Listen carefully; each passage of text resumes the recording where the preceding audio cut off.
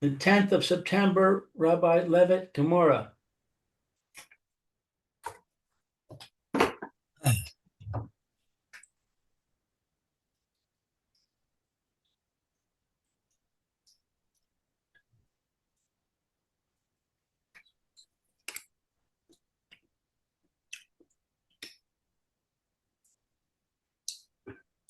Okay.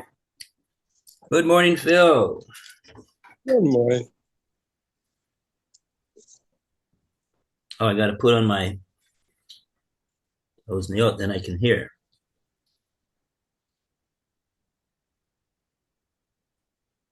Okay. Ready to go. What's on the schedule? Yesterday we read, we got up to the Toshma. Which Toshma? Toshma, the Amar Rabbi Yochanan.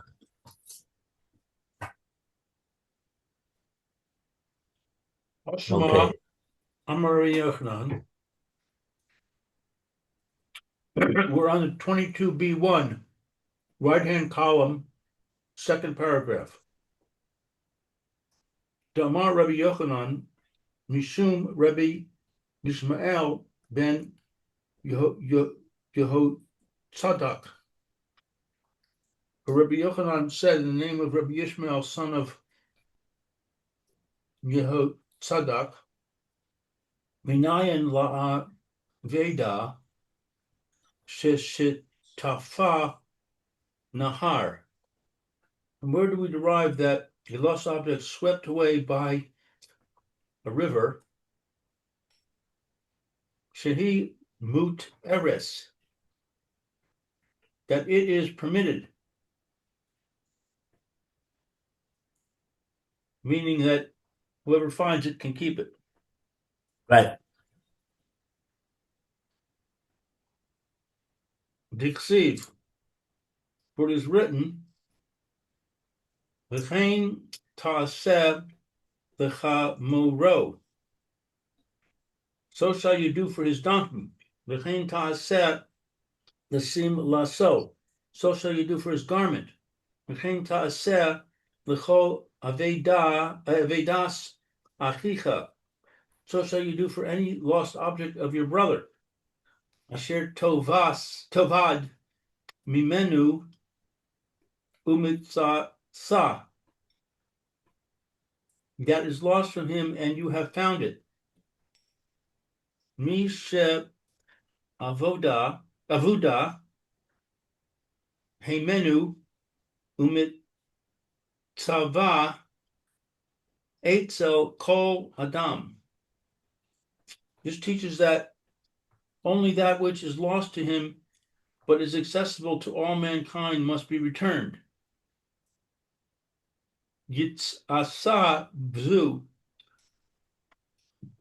this case of the object swept away by a flood is therefore excluded from the law of return, she'avuda mimenu, inasmuch as the object is lost not only to him, ve'ena mitzuya etzel kol adam, but is inaccessible to all mankind. The isura dumya deha tera. Now, in case of the object forbidden to the finder, i.e., the case in which the finder must return the lost object, is likened to the case of the object permitted to the finder, i.e., the case of an object beyond anyone's reach.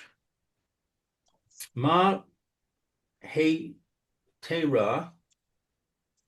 Therefore, just as the object permitted to the finder, i.e., the one carried away by the flood, Bain deis ba siman, ubain deles ba siman,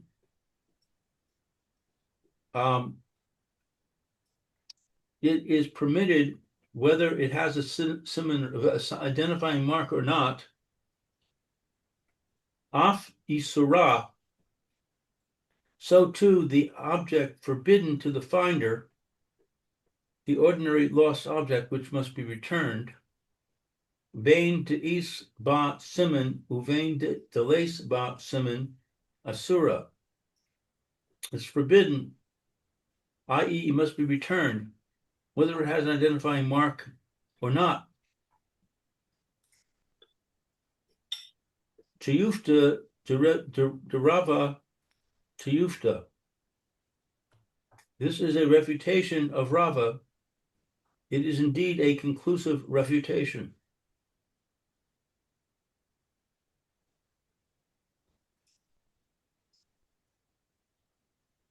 Okay, let's see if we have some Rashi here. Oh, looks like we have some Rashi. A lot of Rashi.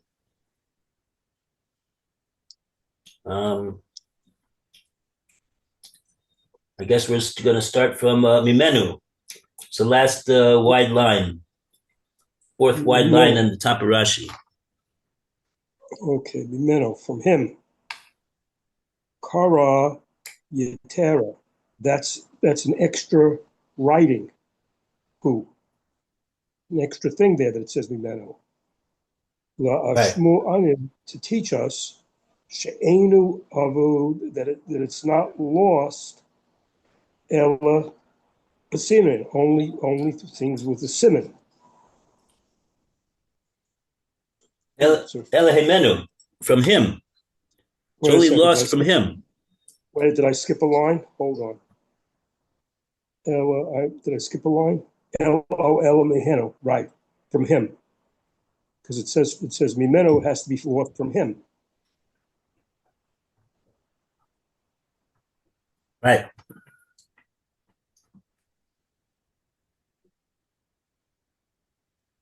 Meaning that it's lost from him, but it's retrievable, it's findable by others. That's the case where we say there's an obligation to return that object.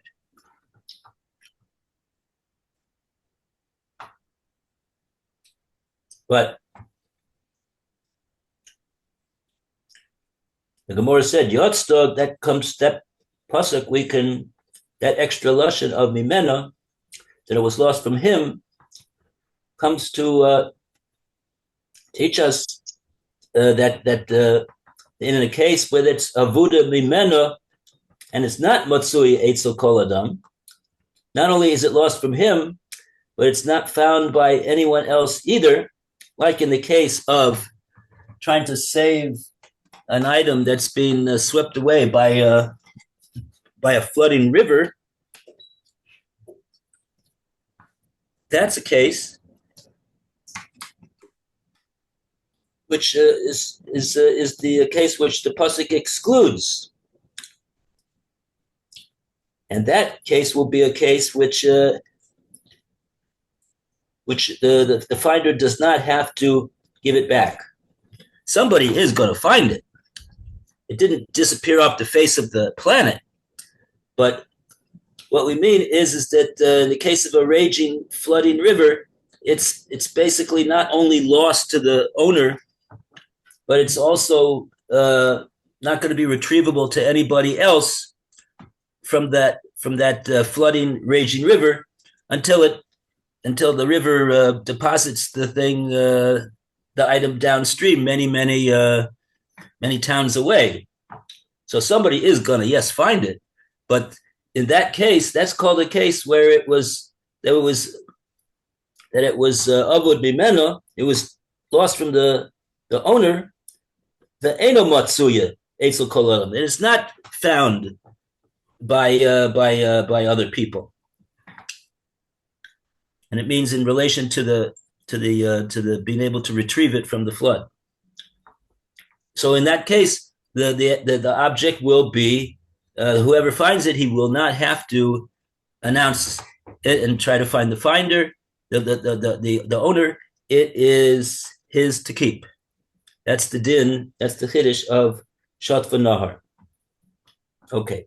Now the Gemara goes on and says, and now we're saying something further though. We're saying Isura Dumya de Hetera, that the case of Isser is comparable and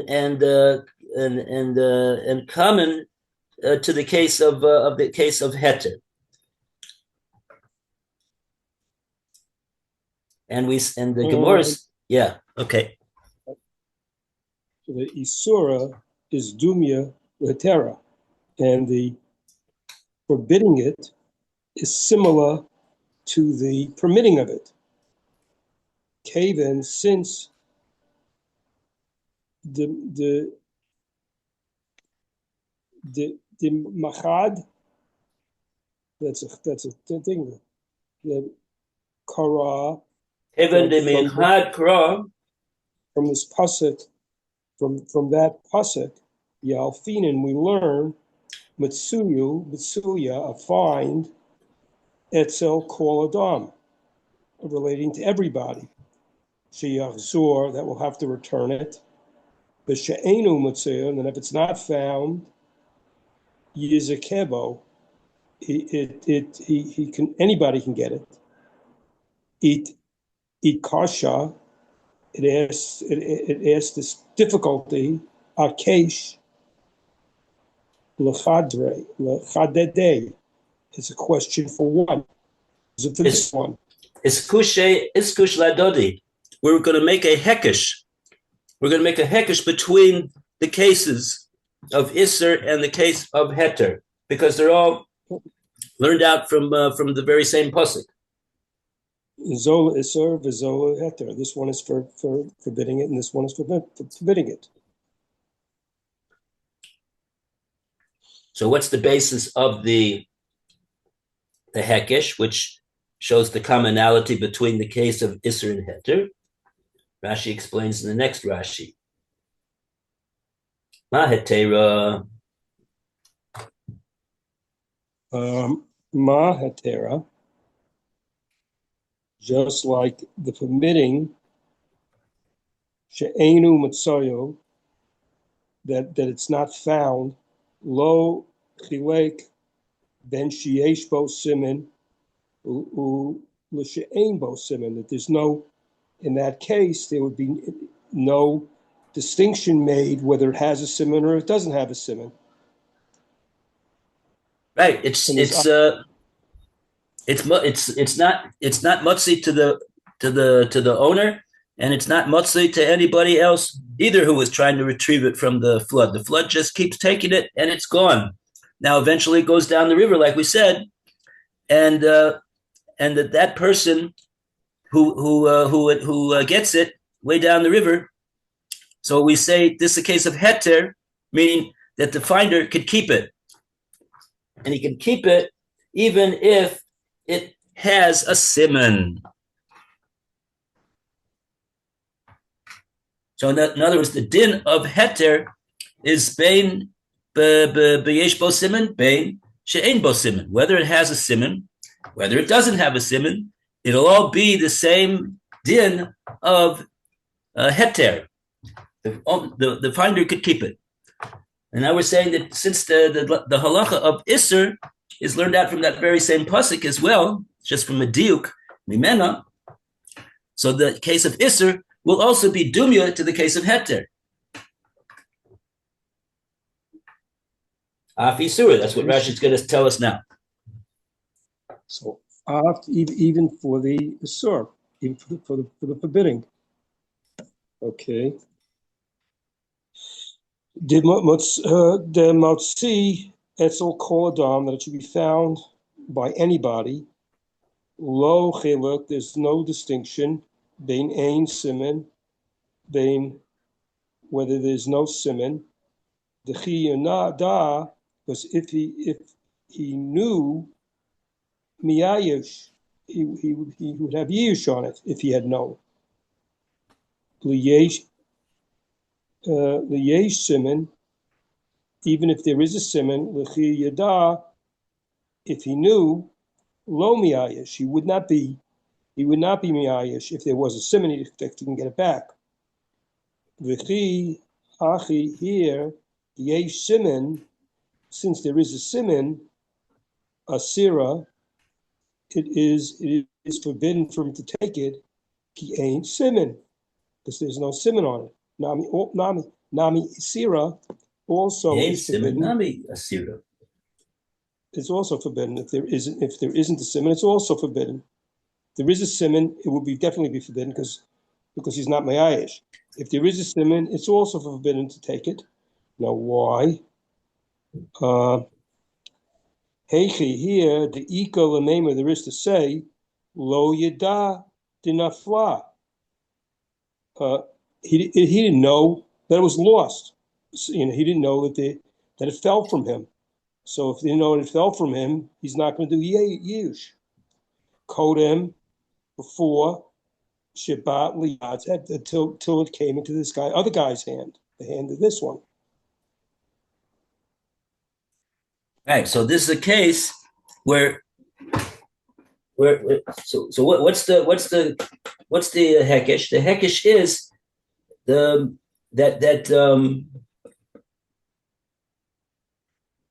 that just like the case of heter, where the finder could keep it, in the case of shat v'nahar, he could keep it whether it has a siman, whether it doesn't have a siman. So too, afisura. So too in the case of isser, that he's not allowed to keep it. Meaning, it's not a case of shat v'nahar. Every other case is a case of isser, because it was lost from the owner, but it was Metzia Eitzel Kol Adam. It's going to be found by somebody else. It wasn't swept away by the river and nobody was able to retrieve it. The guy, it fell off the turnip truck, and now somebody is going to find it on the ground over there. So the din is, what's the din of the one who finds it? We're saying the din of the one who finds it in such a case, since it's Metzuya Eitzel Kol Adam, is that it's a case of Isura. And since we're being makish Isura to Hetera, just like Hetera is the din, whether it's got a siman or not, so too, in the case of Isser, it's going to be Usser for the finder to keep it, whether it's got a siman or not. Oh, so if it's going to be Usser for him to keep it, even if it doesn't have a siman, why would that be? Because if it doesn't have a siman, surely when he finds out about it, he's gonna be miyayish because it doesn't have a siman. There's no way he could prove that it's his. So we say that this is the case, since it's possible, since there are cases where it at the time that the finder found it, it still wasn't known to the owner that it was even lost. So we're including over here the case of Yehu Shalom Midas, that'll be a case of Isura, that'll be usher to keep it. And if so we have proven from this pasuk, the way we're explaining it, that we say Yehu Shalom Midas is lo habe Yeush. So that's why the Gemora says Tiyufta the Rava. Tiyufta. Is it a Tiyufta the Rava? The Gemara says yes, Tiyufta. It is a Tiyufta to Rava. It's got nothing to answer. Gemora has nothing to answer on behalf of Rava. The Gemora concedes that this here Brisa is a knockout punch to Rava. And Rava is down for the count.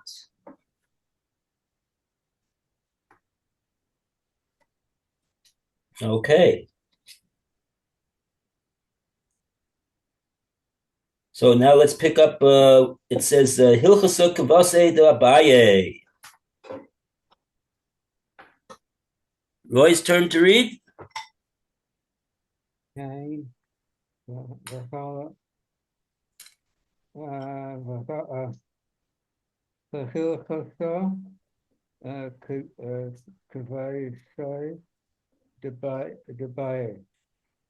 halakha is according to Abaya. in his disputes with Bava. What are these? They are Al Kadam. What are these abbreviations? Yeah. This is a notricon. Oh, So every single letter, every single os in this notricon represents a different case where there's a dispute between Abai and Rava. And the Gemora is stating over here that in all of these cases, the halacha does not follow Rava like it usually does, but these are the exceptionary cases that the halacha follows Abaye. so translates to in the 6 disputes indicated by the mnemonic Yal-Kagum, the situation of Yeush, abandonment, without the owner's awareness is of it is the first of these disputes. An objection is raised in the light of the previous ruling. Uma leirav acha v'raya derabah l'rav ashi. Rav Acha, the son of Rava, said to Rav Ashi, You want, but just stop for a second. I'm just quite, Rabbi. Yeah. I don't know to what extent you want to discuss the Al-Kagam. I mean, those 6 cases. These are the 6 cases where Rava and Abaya, that disagree, and there are only 6. The rule is Rava. If there's a debate between Rava and Abaya, you always choose Rava, except for these 6 exemptions, and that you have go by Abaya, and that's what these 6 exceptions are. The Yal Kagam, and the Ya is the Yud is the first one, is the Yeush Shalom Midas. So I don't know if you want to mention what the other 5 are, or you'd rather just go on, because that's not in our case, what the other 5 disputes when we follow Abaya instead of Rava. Yeah, Rashi's going to mention all the cases that are represented by the Al-Kagam. We'll next time we read Rashi, we'll do that. Well, that's what we're up to, actually. We're up to that now. We're up to that Yal-Kagam. That's where we are in the Gemora. And the Yal-Kagam is right where we are right now. So do you want to discuss what those other 5, what the other 5 cases are also, what they are now? I mean, there's a footnote explaining in English explaining it in the law scroll also. Okay. So I don't know what you read that footnote, read the Rashi. What do you want to do about about all the cases? Well, let's have Lou. Do you want to read this Rashi Yal Kagam? Okay. Get my glasses. Where is it exactly? It's, do you see in between the lines? There's this thing says Borim right next to that's where it I see it, Phil. I got it. Okay. Simanei halachos min Yeush Shalom Midas. A siman, a sign,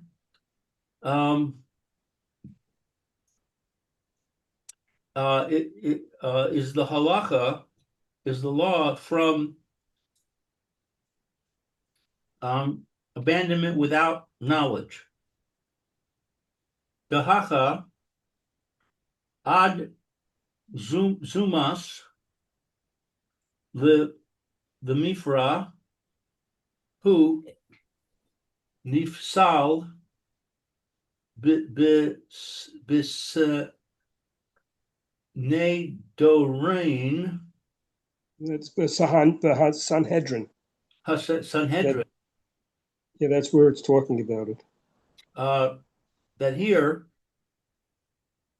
up until Eid Zomem. false witnesses, Eidim Zomemim. aid zomimim, aid. Oh yeah, not odd. Aid. False witnesses. The mafria. Mafreya hu nifsal. What does that mean? Eidim Zomimim are retroactively nifsal to become witnesses. They're not allowed to. They can't be witnesses. Retroactively, whatever they said before is discredited, and they learned that out in Sanhedrin. Once somebody's notified as being an aid zoman, a false witness, anything he said before that also is now taken off the books retroactively. Lechai ha omeid me'ilav be Iruvin. Okay. I don't know. Well, Eruvin is the name of the Masechta that it's found. Chai ha'omed. Chai is someone who living who. What is No. It's not Chai. It's not Chai. It's Lechi. Lechi. It's a lechi ha'omed me'alav. This is a lechi is when you want to make an eruv and you have a lechi and a standing lechi that counts for an eruv in Sanhedrin. It's a distinguishing factor that says that a lechi is good to make an eruv. You know what a lechi is? Yeah. It's like a side post or whatever. Right. On the side of the entrance to the. Elon, is that a tree? Where is a tree? Me'alav by itself. By itself. Sounds like a person didn't put it there. Wasn't put there with intention to be a lechi by a person. It's just you can use it. Yeah. Is that sufficient to serve as a lechi? Kedushin shelo nimsaru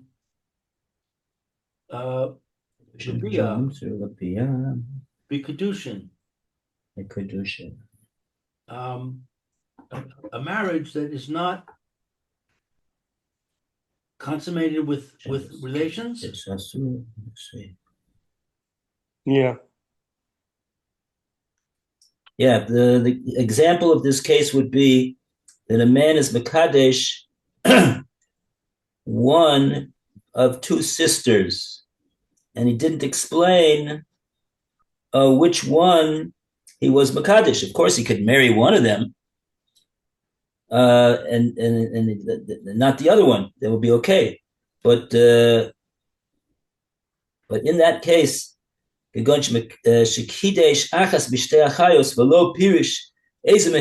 didn't explain which one of them he's mekadesh. So this is the case where the Gemora in Kedushin says that it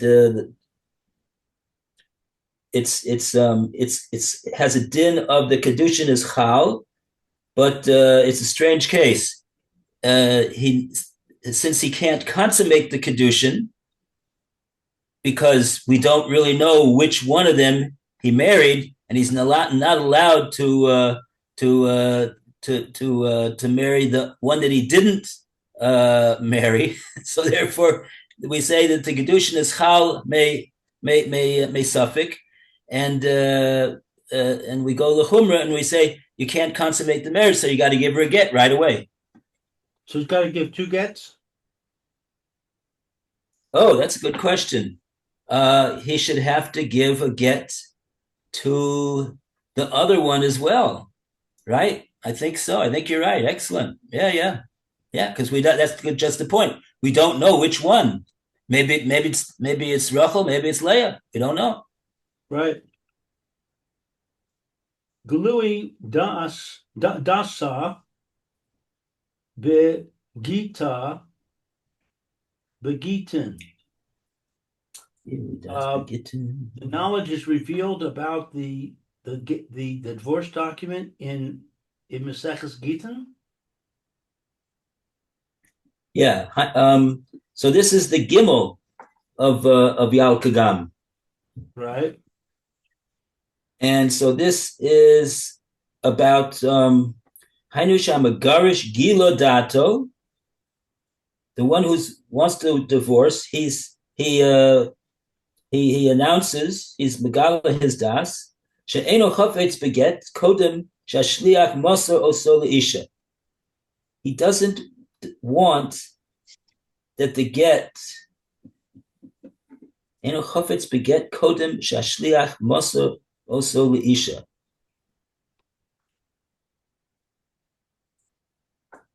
Also another unusual case. He doesn't want that the get should function until the shliach gives it into the hands of the isha.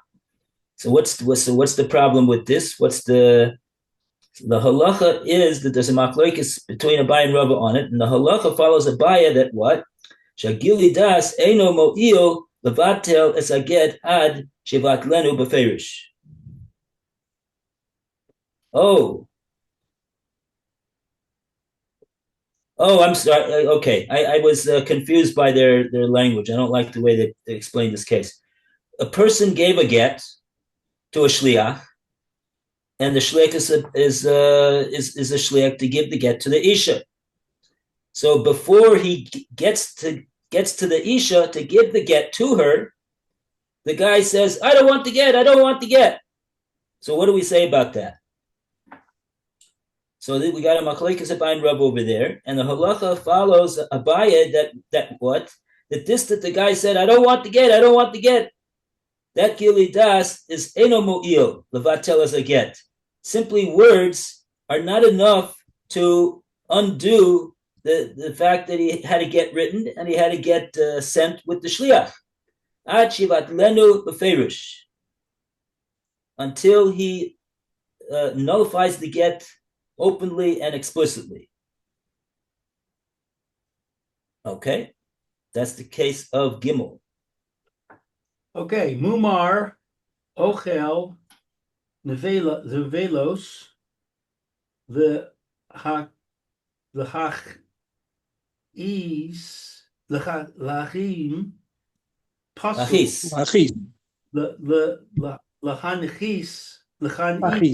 Lahachis, Puzzle, the Inyan Edus, the Sanhedrin. So a heretic who eats nevela, what is this word? Hachis? Lahachis means he's like doing it. It's like he's intentionally doing it to just a dafka, that I want to show that I can do that, indiscriminately, so to speak. He's doing it that he's doing it because he knows it's wrong, and he wants to do it to prove that you can't stop me from doing it. And he shouldn't be eating an avail, and he does. It's as opposed to he's a mumar l'teavon. He goes after doing this certain avera, but it's not really lahachis. It's not to cause Hashem kas, as it were, but it's because l'teavon, because he has a taiva for it. These are the two possibilities that we have why somebody does the avera. Either he does it l'teavon because he has a desire to do it, and therefore he does it for that reason, as opposed to the reason of he doesn't really have a desire, a taiva that's pulling him to satisfy this desire that he has. But he could just as do otherwise. He doesn't care, but he wants to do it because it's an avera, and he wants to do the avera to anger Hashem, as it were. So we're talking about the case of a mumar lahachis. He eats the vela lahachis. In other words, what's the case? he's got meat which is basar shchuta just as readily available, just for the same price as the nevela meat, which is not shechted. So what does he do? He could really go and get the basar shchuta, but he dafka goes ahead and gets the basar nevela. So ordinarily, when it comes to achila, we say that it's leteavon. He's doing it leteavon. It's achila is a maisa of taiva, but over here it's a case of achila which is lahachis. So what's the din about somebody who's a mumer? He's constantly doing this. He's pasul le'inyan edus. He is forbidden to testify, and we learned this in Sanhedrin. Okay, very good. Just a very very important to know the Yal Kagam, that the halacha follows Abaya. So we got all these cases. Thank you, Rabbi. All the best, everybody. Good. Have a great day. This is where next part we continue on. Okay. Take care. Be well. Okay, see you, Phil.